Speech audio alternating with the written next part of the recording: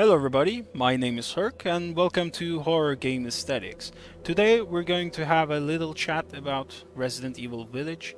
While you can even consider this a very small casual review, which is not, the actual topic I'd like to talk about is more general. And just so you know, this is a spoiler-free video. Any footage you'll see here is from the first hour of the game.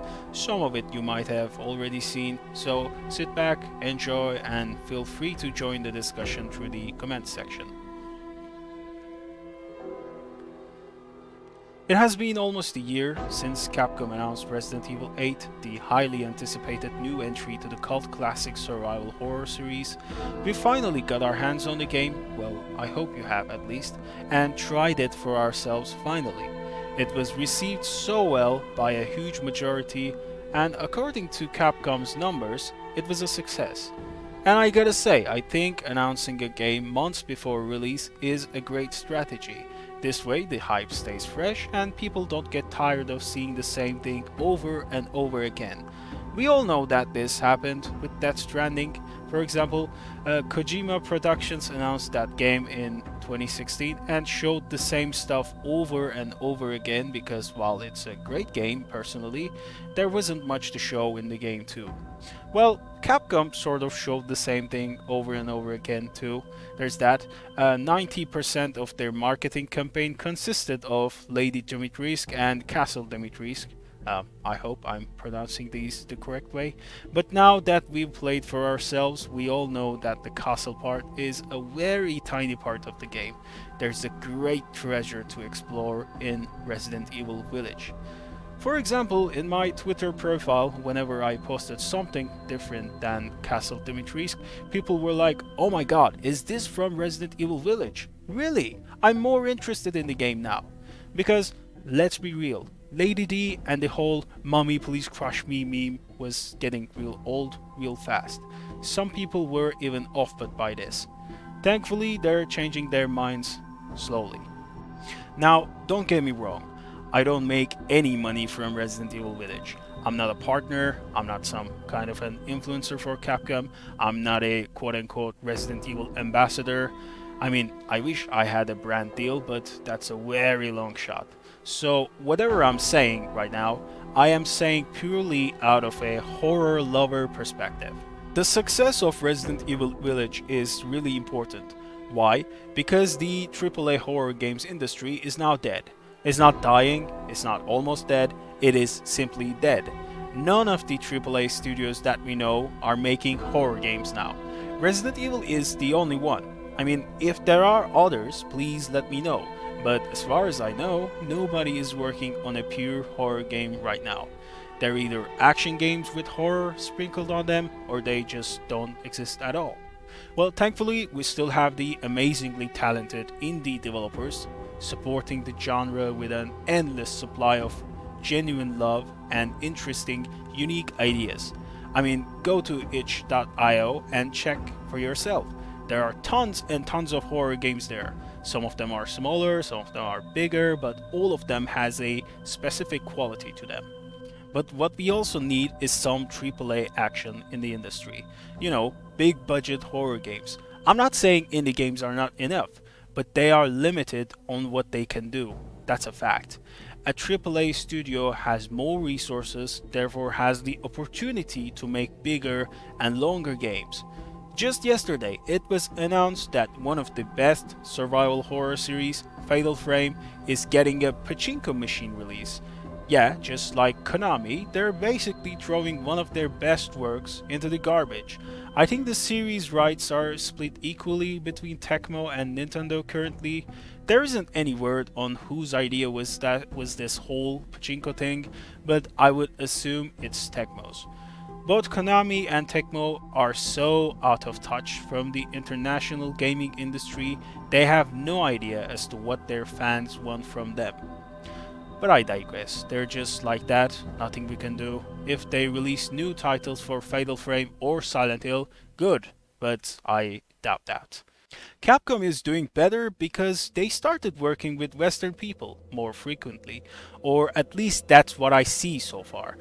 There are more diversity in their development team. They're much better with community management. They feel like an international studio rather than a Japanese studio. And don't get me wrong, there is nothing wrong with being a Japanese studio, but the games industry is now so widespread, you have to have some kind of an international knowledge to be in the industry. At least that is my opinion. Now back to the point. The success of Resident Evil Village is important because the AAA studios are afraid of making horror games.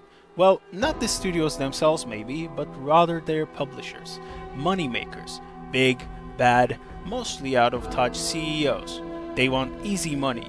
They want free-to-play, addicting games that will appeal to every kind of gamer out there and have a shit ton of microtransactions. Something for everyone, so everyone can buy something. Since Fortnite, Warzone and Genshin Impact basically showed the whole industry that you can make easy money with simply free-to-play games with microtransactions, each and every studio is now chasing behind that purpose. Some not willingly but forced by their publishers, and some willingly because it is the easy money-making method after all. They don't want to take risks because a horror game only appeals to horror gamers. The niche is smaller than, let's say, Battle Royale gamers. But I think Resident Evil 8's huge success showed the whole industry that you can still make horror games and be successful. I mean, look, I'm not an economist or an expert on this stuff, but I think Resident Evil 8 was a success. And it paved the way for Capcom to do more of this. Hopefully, other publishers seeing this will try to make horror games. Now, will they be good horror games? We can't know, but think about Dead Space. That game came out of EA's dirty hands. Of course, they closed down the studio that made the series, Visceral Games, but still, Dead Space was from them. So why not do this again? Think about EA funding a small development team under its roof to develop a horror game. That would be pretty cool. Everybody saw that it is still possible to make money from horror games, because these companies also know that the AAA horror genre is a static market waiting to be conquered. The only real threat is Resident Evil. It's a strong opponent, but the only opponent too. There's a huge money-making opportunity in the horror genre. Will they make a good job? No idea. But am I willing to let them try? Of course! The genre has died a slow and painful death. We need more attention. This is also the reason why I like games such as Five Nights at Freddy's or Slender, because while I don't enjoy them personally, they manage to attract a younger audience to the horror genre. They like the fan theories and creepy lore behind these games.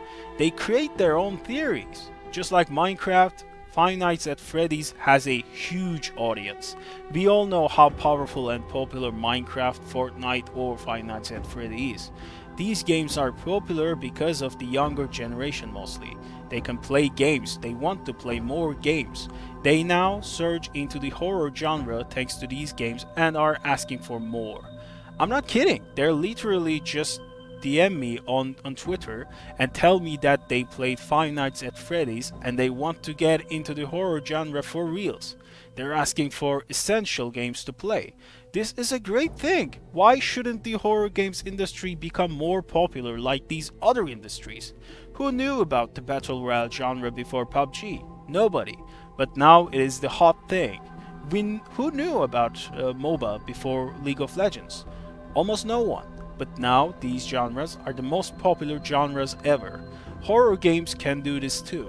Phasmophobia, a small indie game, got so popular, people are now making more games like it, because it was so successful. Now of course you might say, oh my god, Herc, if these bigger companies, come into the horror genre, they will make it unbearable for us. They will make terrible games. Now, I agree, there is that chance too. There is always that chance. They could just come in and just make bad games, plain bad games.